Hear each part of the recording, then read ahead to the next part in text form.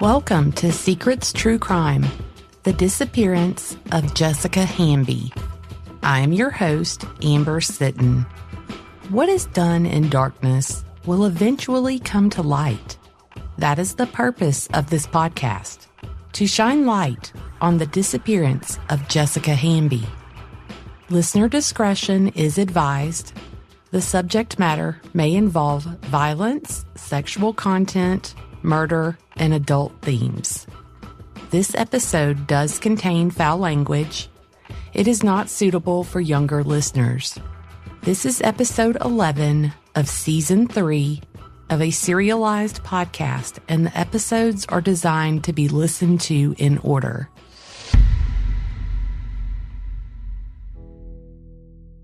Jessica Leanne Hamby has been missing since January 3rd, 2018. At the time of her disappearance, the 24-year-old mother of 3 was a beautiful brunette with big hazel eyes. She had a head full of long, thick hair, was 5 foot 2 inches tall, and weighed approximately 125 pounds. In the 4.5 years since Jessica was last reported to be seen, the stories regarding her disappearance and fate have been plentiful, and the facts scarce. We are starting from the beginning, and by the beginning, we are beginning with Jessica's life 6 months prior to her disappearance, as we bring to you the findings of our investigation in real time.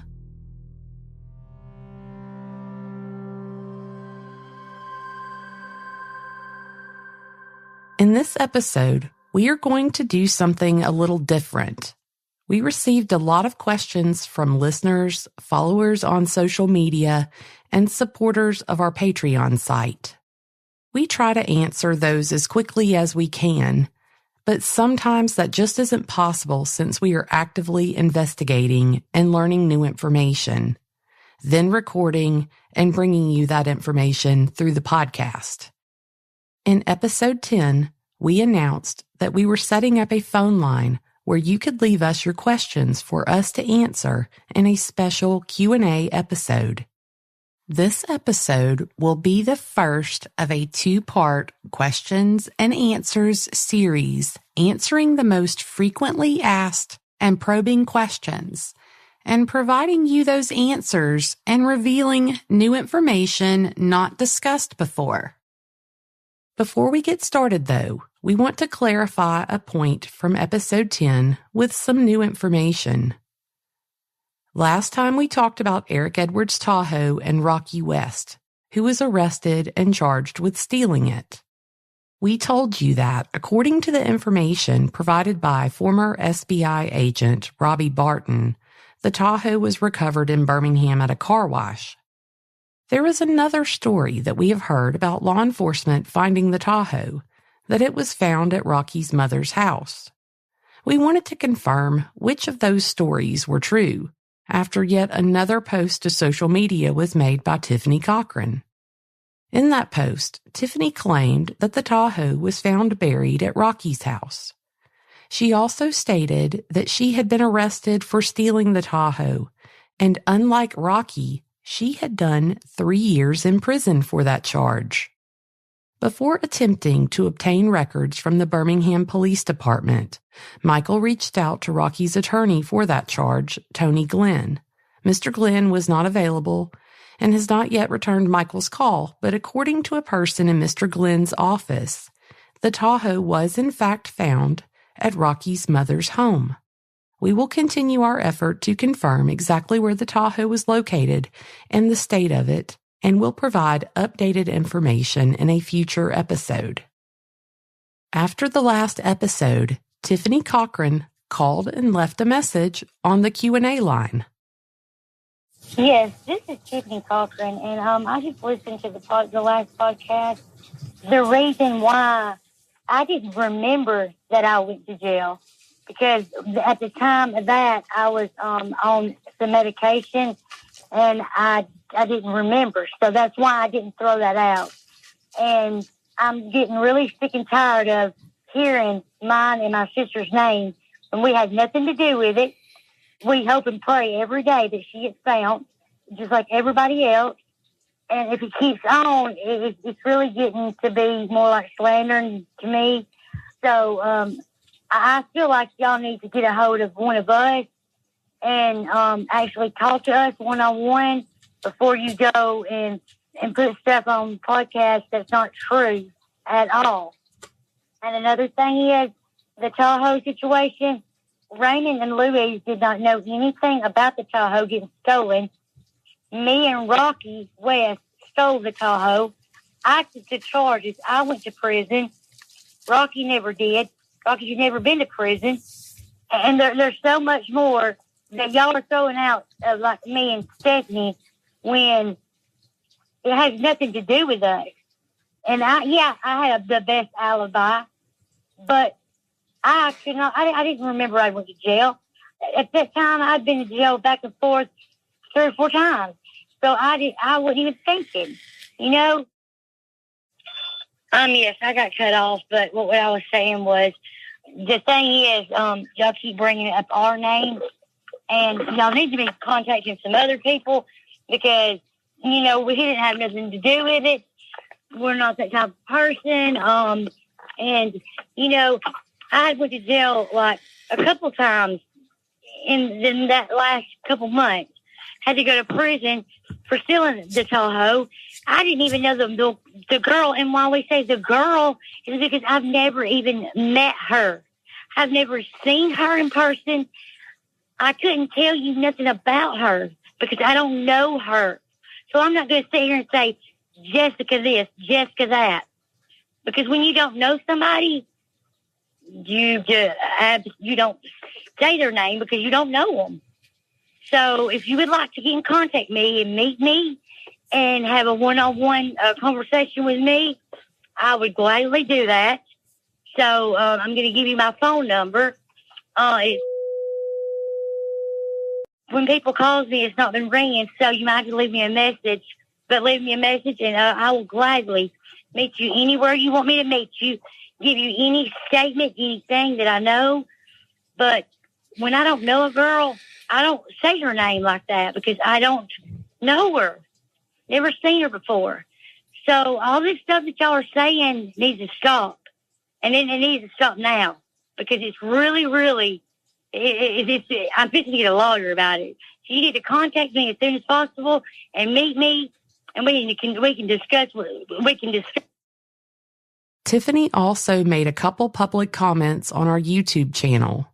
In one of the comments, she noted that she goes to jail all the time and can't remember the dates that she's been arrested. Another comment said, "This is Tiffany Cochran, and I wanted to just say all of this is nonsense. First of all, I never met nor had heard of Jessica. Therefore, when I don't know someone, I say her or that girl, not by her name. And this being the truth about the Tahoe, me and Rocky stole it, period. Nobody offered us any money.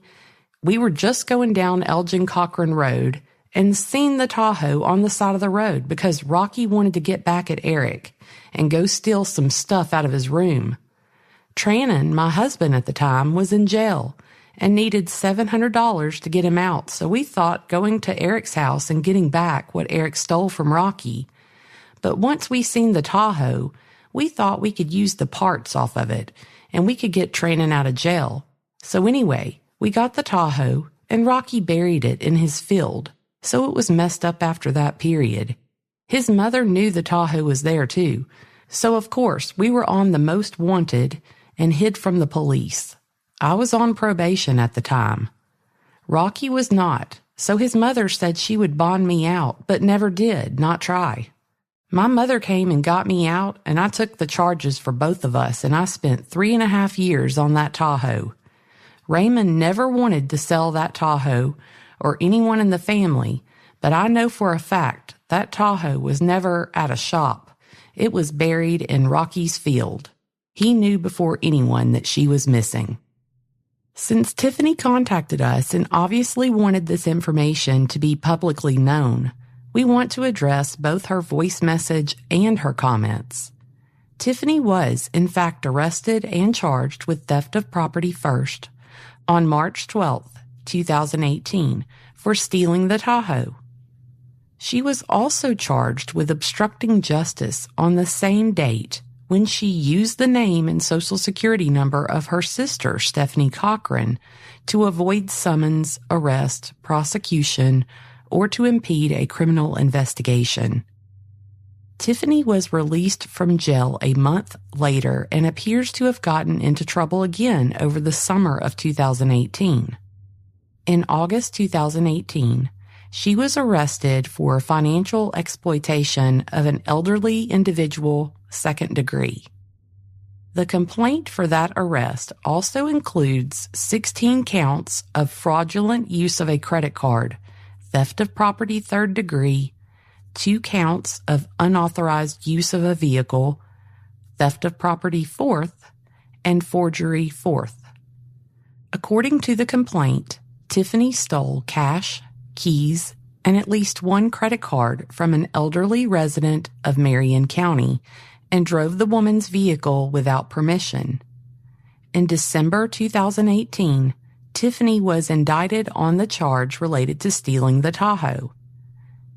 In March 2019, Tiffany took a plea deal, pleading guilty to the financial exploitation of the elderly charge in exchange for having the credit card fraud, theft of property, and unauthorized use of a credit card dropped, and the obstruction charge and the theft of Tahoe charge dismissed once she paid restitution within 24 months. She was sentenced to 15 years and 1 day, with the sentence split between 2 years and 6 months in DOC custody, followed by 12 years of supervised probation. So while it is true that Tiffany was arrested and even indicted by the grand jury for stealing the Tahoe, she did not go to prison for that charge because it was dismissed in her plea agreement for committing multiple crimes against an elderly woman. Tiffany gave a couple reasons for not remembering that she was in the Russellville City Jail on the date that is widely believed to be the day that Jessica Hamby disappeared. I wouldn't dispute that she's been in and out of jail enough times that it might be difficult to keep up with the dates, especially years later, but we are not talking about her being asked where she was years later. Law enforcement tracked Jessica to the Edwards property within a few weeks of her disappearance, and everyone was being asked where they were on January 2nd and 3rd. Tiffany stated in interviews recorded in 2018 that she was questioned about Jessica. I have a difficult time believing that a few weeks after a 3-day jail stint, Tiffany didn't remember that's where she was, especially considering her arrest was on a holiday. Tiffany also noted that the reason she didn't remember is because she was on medication at that time. If you recall, in the last episode, I noted that the records we obtained from the Russellville Police Department were very thorough and detailed. When Tiffany was booked into jail on January 2nd, 2018, she was asked if she was on any medication. According to the records, she told them she was not taking any medication, and her signature at the bottom of that form affirms all that. Tiffany's sister, Stephanie Cochran, also sent us a message after the last episode. I'm not going to read the entire thing today, but there is one very pertinent point. Stephanie said, I went to Tunica on New Year's, and we had been to Bill Street, but Tiffany wasn't with me. It was Brandy. All these comments by both Tiffany and Stephanie are just a continuation of the issues we noted in the last episode with all of their statements. They continually change, and many of them can be proven false, and this is no exception. As noted in the last episode, on New Year's Eve 2017, Stephanie posted a photo of herself and another woman. There is a very dramatic filter on the photo, but that woman sure looks like Tiffany Cochran to me. On January 1st, 2018, in the comments under that photo, Stephanie Cochran said, "We in Memphis, Bill Street." Tiffany used the word slander, but I think she's missing a key requirement. It's not slander unless it's false information. Tiffany and Stephanie's own words, full of inaccurate and ever-changing statements, are what drew our attention to them, and they've added fuel to the fire by continuing to contact us with new versions of their stories that have already been exposed as untruthful. The truth doesn't change, but both of their stories sure have. Immediately after Tiffany left the voicemail, asking that we contact her to meet and discuss, Michael reached out to her to set up a time. To date, Tiffany has not responded. Tiffany's sister, Stephanie, was arrested again last week in Walton County, Florida, on misdemeanor drug-related charges. Rocky is currently in the Marion County Jail on drug charges, along with Eric Edwards and J.K. Abbott on bench warrants. I think that takes care of the prior business and updates. So let's get to the questions.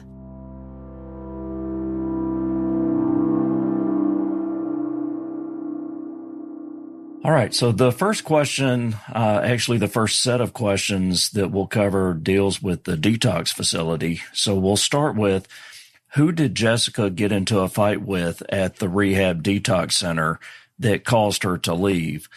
Could this fight have been a result of her knowledge of Jeremy Abbott's death and her telling police where to find him? Could this person have also known the Edwards, Abbotts, or Moats and somehow notified them that Jessica had left the rehab center?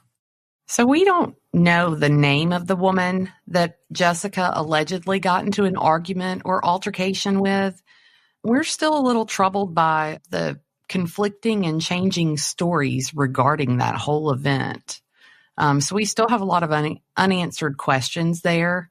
But the bottom line is we don't know this woman's name. We don't know if she has any ties to anyone connected to Jessica or Jeremy. I mean, we don't even know where she's from. We don't know if she's from that area or if she's from somewhere far away. It is our understanding that a lot of people came there for treatment from, great distances.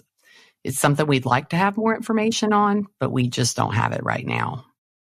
Yeah, and one of the employees that we talked to made it a point to tell us that these addicts that come to the detox facility, usually it's not their first rodeo. They've been through those facilities before. They know the rules.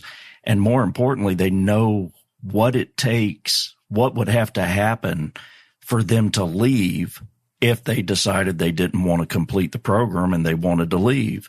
And when that employee told us that, the impression that I got was it was at least possible in her mind that there may not have even really been an altercation. It could have been something that was staged to provide an excuse for Jessica and Brooke to leave on their own. On the other hand, this has been described as an argument or an altercation. To our knowledge, it's never been described as any kind of physical altercation, more as like an argument or kind of bickering back and forth. And one thing that's been explained to us as well is that when people are in these facilities and they are going through detox, it is not unusual for them to not feel well and for there to be disagreements and sometimes even physical altercations. And one thing that was pointed out to us is that it would usually have to be something very serious, maybe involve a weapon or something before someone would just be asked to leave, especially over just a verbal disagreement. I think initially the one story that was told by an employee of the detox was that there was the altercation and that Jessica and the other woman were both asked to leave, but yet Another employee gave an interview in which she said that she wasn't aware of that she was under the impression that they left because they wanted to leave, that they made a plan and decided they were done and wanted to get out of there. The differing stories do leave us with just a lot of questions about what really happened and why Jessica did leave that night. So the next question is also on the same topic. It says, on the night she left detox with Brooke because of the altercation, who was the altercation with? And it says also, we know she was communicating with Alicia Moats through Eric Edwards' messenger. Do we know if it was actually Alicia? Could it have been Eric acting as Alicia, luring her over there? We do believe she was communicating with Alicia. It's pretty clear through some of the messages that Jessica and Alicia had resulted after they had spoken on the phone. We think one of those calls was made by Jessica and that she used someone else's phone because the minutes had not been put on her own phone yet.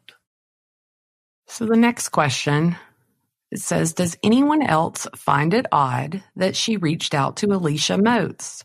Does anyone else believe Alicia Moats set the plan in motion? Yeah, everyone who knows Jessica finds it very odd that she contacted Alicia Moats as soon as she checked out of the detox facility, and that Alicia was truly the only person that Jessica made any attempt to go to. I believe many people have strong feelings about Alicia's potential involvement in Jessica's disappearance, and Jessica's dad, Keith, is definitely one of those.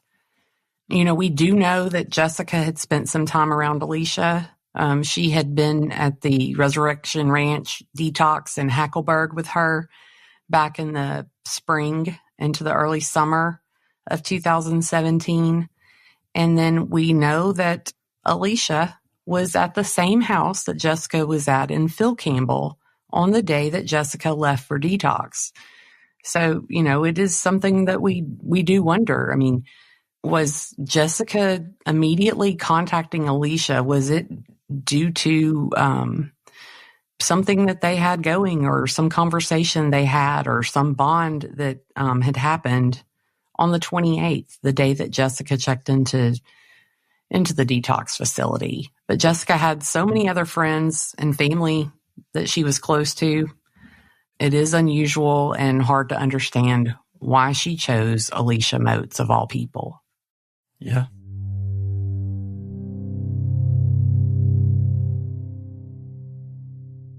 So our next topic of questions falls under persons of interest. These are questions about specific people that we've mentioned in the podcast who have come up during the investigation.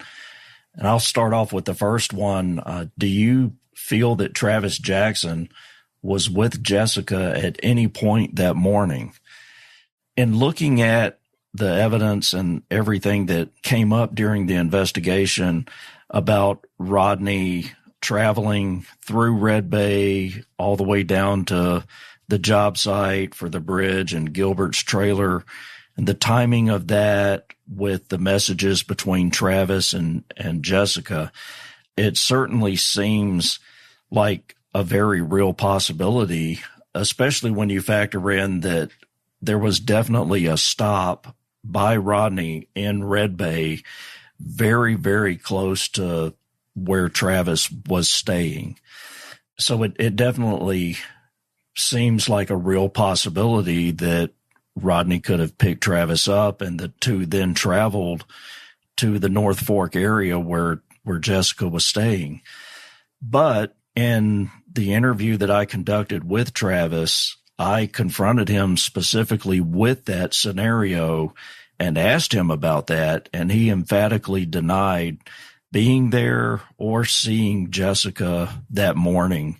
I believe he even made comments that after their conversation ended on Facebook that he didn't talk to her again later that day or at any other time. And I'll add to that too. The information that we've received, it's our understanding that when Rodney was interviewed by law enforcement, He claimed he was simply going to work there at the bridge site that day, and that he went to work that morning and he got there and it was too cold to work. And he said that they were sent home. And that's why, he was only there about 2 hours. We believe that that is inaccurate information. It is our understanding that it has been confirmed by another investigator that same day that Gilbert Shaw worked 10 hours that day. Speaking with supervisors and various people within that company, they wouldn't have just called off work because it was cold outside. They would have called it off, if it were raining or snowing, but not just because it was cold. That wouldn't have stopped their work. So I'm not sure that the reason that we're told that he gave law enforcement for why he was only there 2 hours that day, I'm not sure that holds up. So the next question, it's a little bit confusing the way it reads, so I'm just going to kind of summarize here. What they're wanting to know is they feel like Eric, Alicia, Derek, are clearly involved in Jessica's disappearance or know something. And then also, there's Travis Jackson, and they also think that Mary and the Abbotts could have some knowledge or involvement. But their problem is connecting these two groups of people. I mean, how do they connect? Yeah, so we found that most, if not all, of the names associated with Jessica around the time of her disappearance are connected in one way or another, and some of them have numerous connections. The primary connection is going to be drug-related. Almost all of these people either knew each other or knew of one another. There's a lot of crossover between the residents of Marion and Winston counties, which are both relatively small populations. The population of Marion County is just under 30,000 people, and the population of Winston County is less than 24,000. So they're both rural communities, and many of the residents are related in one way or another, if nothing else through marriage. The drug world in these communities is even smaller. Eric Edwards had friends and even distant family in Haleyville, one of which both he and Jessica were known to have spent time at the man's house. Alicia and Derek also had strong connections to Haleyville, and one of those connections we've previously mentioned was Alicia's relationship with Daniel Luna. There are so many connections between these people, it'd take a few episodes just to detail the relationships that we know about. But the bottom line to all of it is that they were connected through drugs. So the next question, they wanted to know if Jesse Abbott and Eric Edwards were friends. We're not aware of any close relationship between the two. I would be surprised if they didn't know each other, but if they had a close relationship, we haven't heard about it yet. All right, the next question is also a little difficult to read, so I'll kind of paraphrase this. When Jessica stated that Mary told her who killed Jeremy, it leads me to believe Mary told her who ordered the killing, not who physically did it. The writer believes that Jessica already knew that part. Yeah, I mean, I think that that's a viable theory, and it is a possibility. Yeah, I think a lot of the research and information that we've learned even indicates that a lot of people knew what went on and knew the answers to some of those questions, either from having been present when some of it happened or at least from hearing of it. And we revealed that an awful lot of people were even threatened to keep their mouths shut. I mean, Juan Ortega is a perfect example. When he was caught with Jeremy's phone, his response was that they're going to kill me. Yeah. I mean, when it comes to Jeremy Abbott's death, you don't come across many people outside of law enforcement who believe he committed suicide. I mean, it's pretty well accepted by people in that area and definitely in that group of people around the Haleyville area that Jeremy was murdered. nobody has acted surprised that we believe Jeremy was murdered and not a suicide. It seems to be an accepted fact among many. That's outside of the drug world as well. I believe that if anybody took the time to even talk to, some of the local first responders in the area, I believe that some of them would probably even speak up and say that they also have always believed Jeremy was murdered. All right. The next question is, did Rodney and Travis have Alicia lure Jessica there to the Edwards house? I mean, Alicia's friendly invitation seems contradicting to her and Jessica's tension. Well, the tension that has been reported was reported by Gilbert Shaw, and much of what Gilbert Shaw reported can be proven to be inaccurate. And I'll give you an example that we have not spoken of publicly.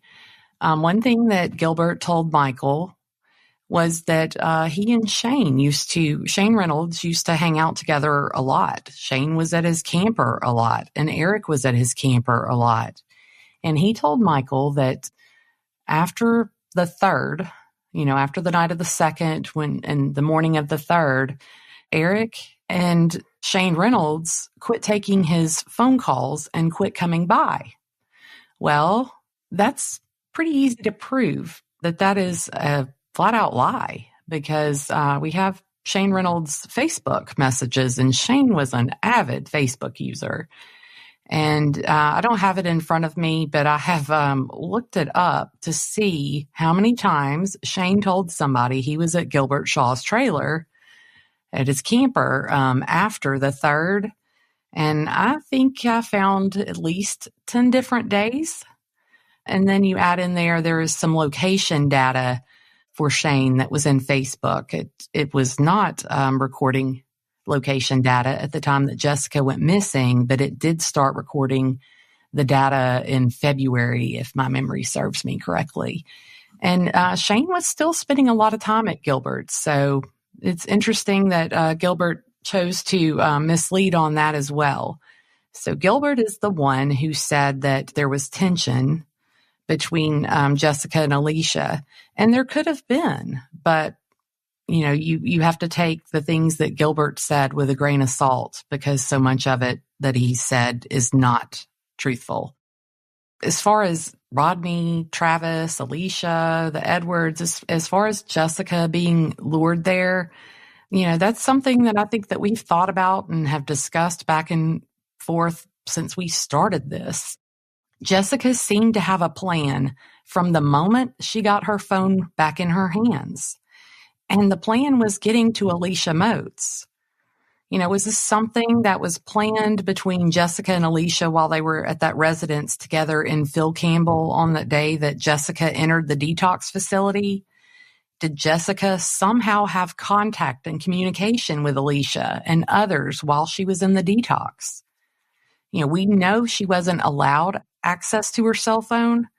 She was allowed to use the landline to contact family, but a staff member was required by their policies to sit with her and listen to the call. Did someone in that facility have a contraband phone? I'm told that is something that is known to have happened there, and I'm sure many other places like it. Did someone allow Jessica to have more access to the landlines than she was supposed to have? We don't know what the answer is, but Alicia sent Jessica a pin to her location prior to the two having a conversation about Jessica getting a ride to Alicia. The two did have, a couple phone conversations prior to those messages, but you have to wonder if they had talked on the phone and planned for Jessica to come to Alicia already, then, why were they having that conversation later on after Alicia had already sent Jessica her location? The next question, did Brooke and Alicia know of each other? To our knowledge, and from what Brooke indicated, she didn't know Jessica, Alicia, or any of the people that were at Gilbert's camper that night. We haven't located any information to dispute that. Was John Deere, who is Travis Jackson, was he ever questioned about his movements that night? Absolutely. And I kind of alluded to that earlier. I did interview Travis Jackson face to face for several hours. We had a very lengthy conversation. We talked about a lot of, what he was doing, and where the conflicts seemed to come up between what he had told Jessica in messages and what other statements and evidence seemed to indicate. So, the bottom line is I personally interviewed him face to face and asked several of these questions directly to him.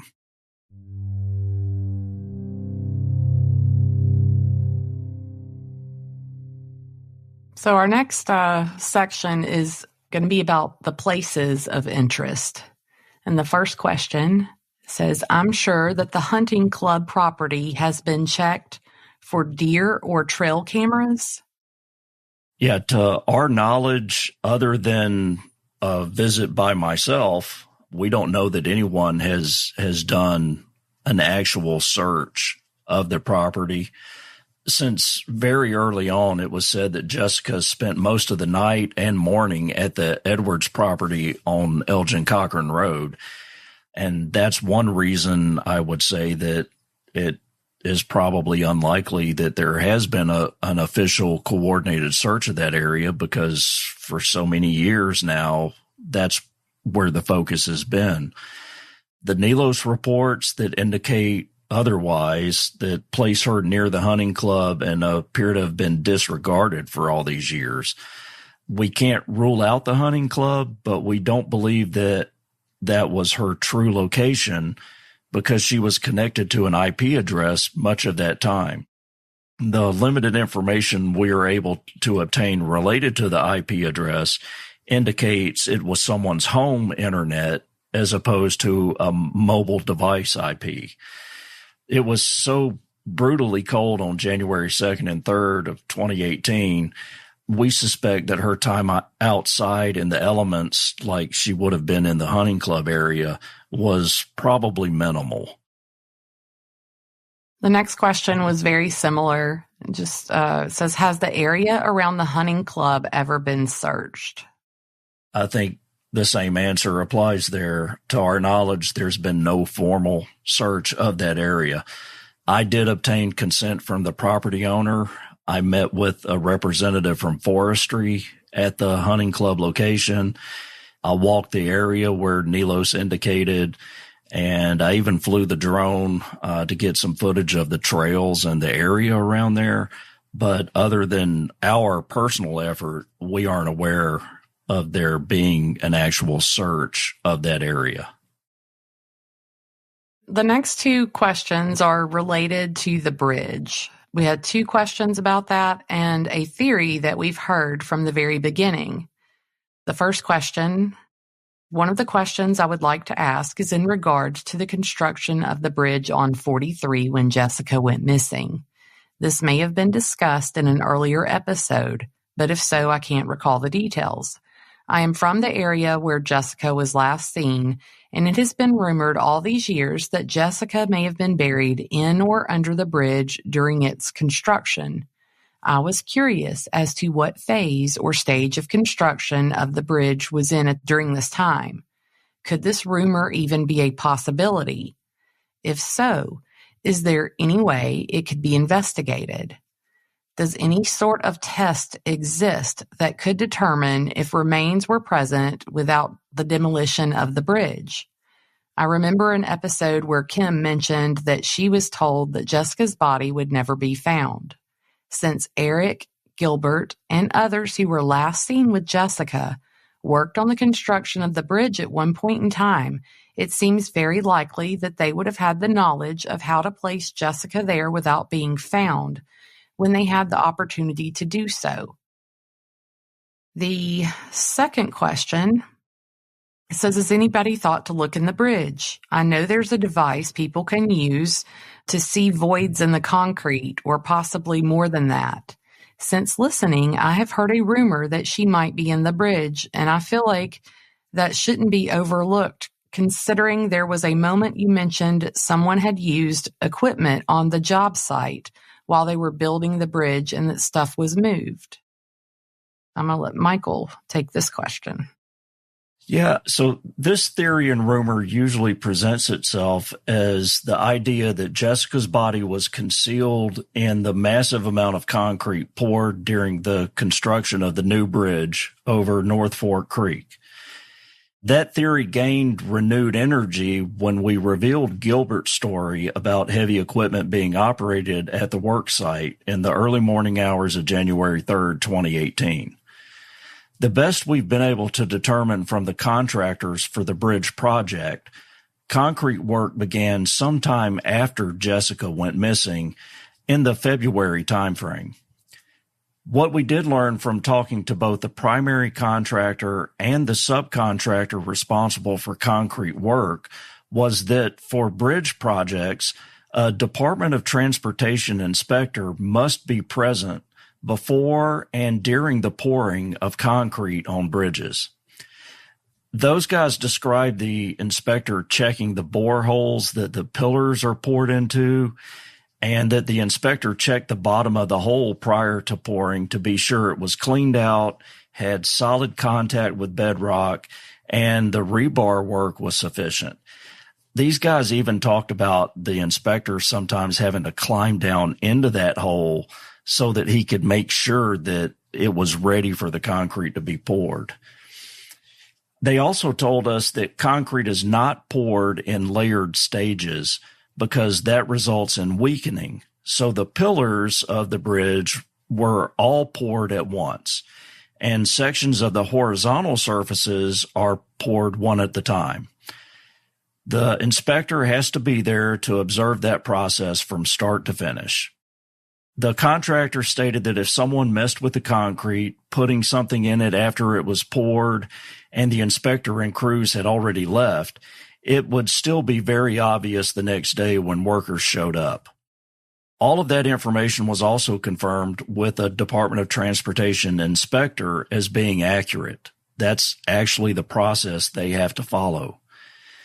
None of the people we talked to that were involved in the bridge construction believe it would be possible for someone to sneak into the site at night or when workers weren't there to hide a body in the concrete without the crews becoming aware of it when they came back to work.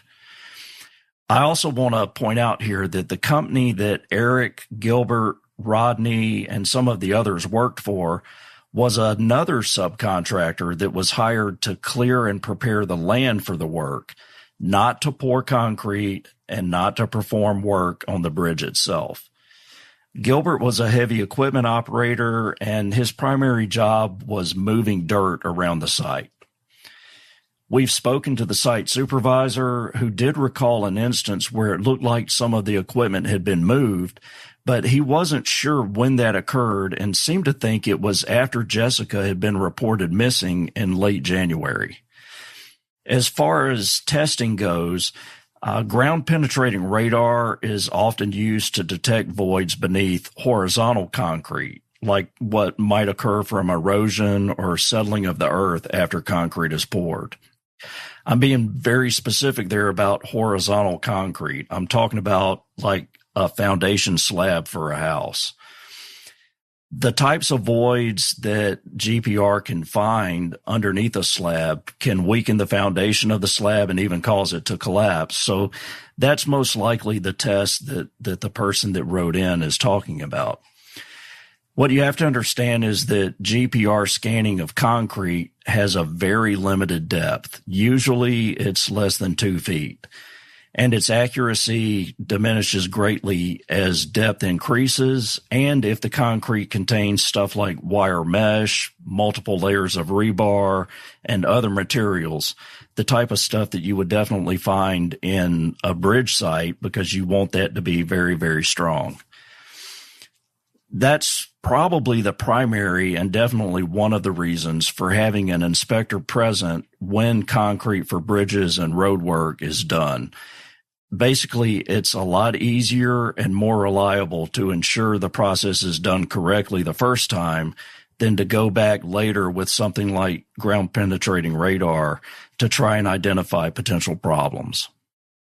So no one that you spoke with, the contractor, nobody felt that the bridge, that her being in the concrete in that bridge was a viable possibility. Not only that, every one of them said that that's not even possible. I mean, exact words. It's not even possible for a site like that. That's a very large bridge with a lot of concrete, but the way they have to do it, the inspectors that have to be present, they don't even think it's possible that you could do it undetected.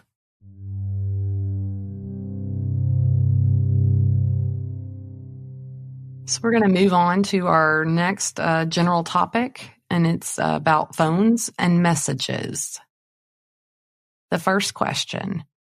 This is just a thought, but having listened to the episodes and the time she was in Hamilton according to the Nelos information, I'm curious if she was talking about walking away from a drug deal or a manufacturing event that was taking place around that time. Just a thought I've had. Well, I don't think that we could say that something along those lines could not be a possibility. There seemed to be a great deal of manufacturing going on in the area at the time. Eric Edwards, Shane Reynolds, Travis Jackson, and even Rodney have all been charged with manufacturing a controlled substance, and some of them have been charged with it numerous times. Some of them have done prison time, a great deal of prison time on those charges. We didn't talk about it ahead of time, but I'll throw out there some of this location data that we've had to go through.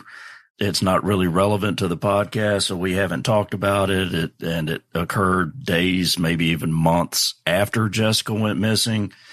But anybody that's investigated or is familiar, especially with meth and users of meth that tend to cook their own, you can look at some of this location data and you know what these guys are doing. I mean, it's clear as day to somebody like us when, a couple of phones go out in the middle of the woods and they're out there for 30 or 45 minutes and then they leave, and then their best friend comes along exactly 12 hours later and is out there for about the same amount of time. And then they all get together and drive up to Tennessee or something.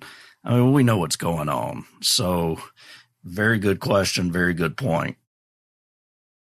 So the next question, supposedly the Edwards, Raymond, would threaten to shoot trespassers on the property. My curiosity is wondering if it wasn't auto-corrected. Did she really mean to say, they are going to shoot me for walking?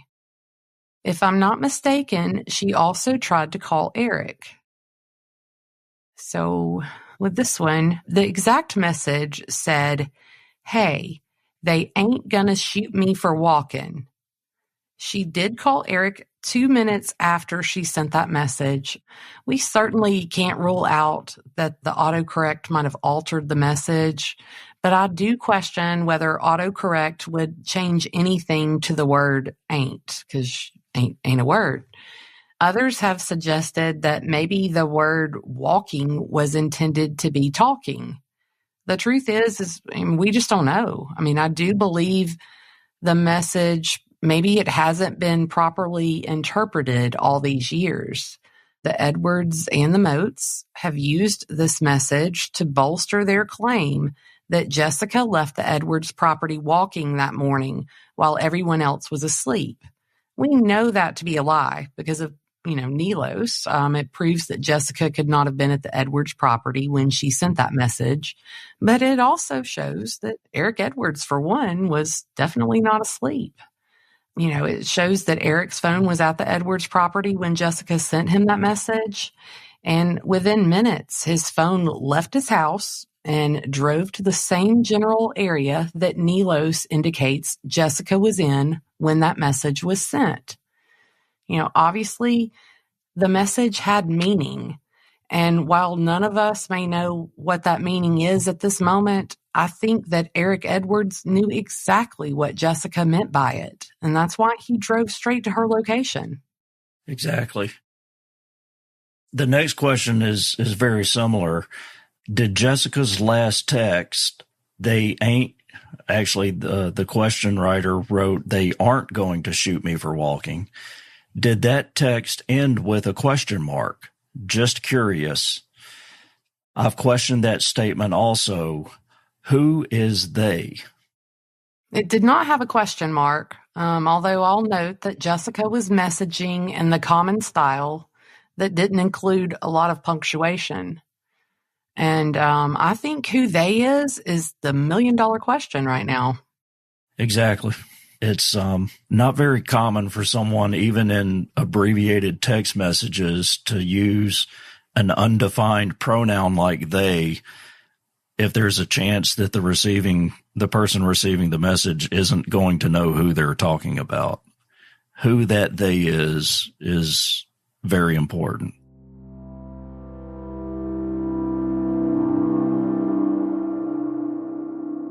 Join us next time as we further explore what happened to both Jessica Hamby and Jeremy Abbott, and as we continue to investigate and push for justice for them both.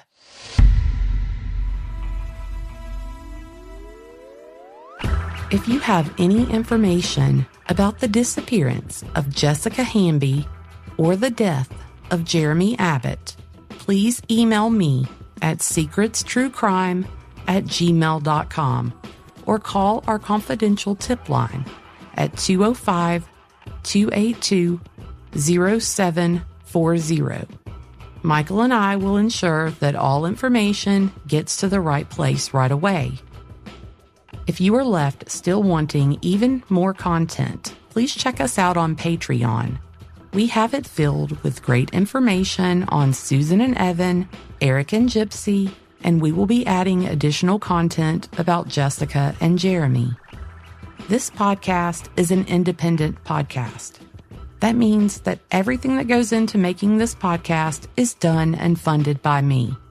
All of the investigative tools and resources are provided by Echo 7 Foxtrot.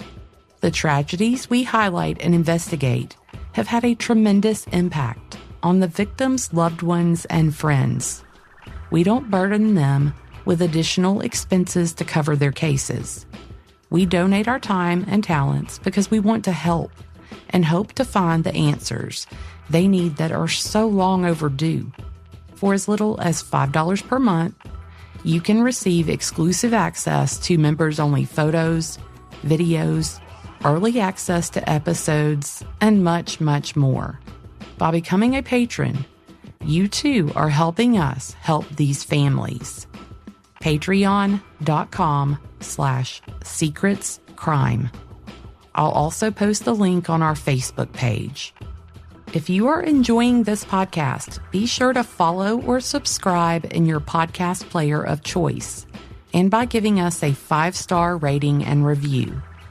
We are active on social media and will often share photos of Jessica and Jeremy. Follow Secrets True Crime on Facebook, Instagram, Twitter, and YouTube @Secrets Crime. This episode was co-written by me and Michael Fleming. The audio production for this podcast is by Kane Power at precisionpodcasting.com.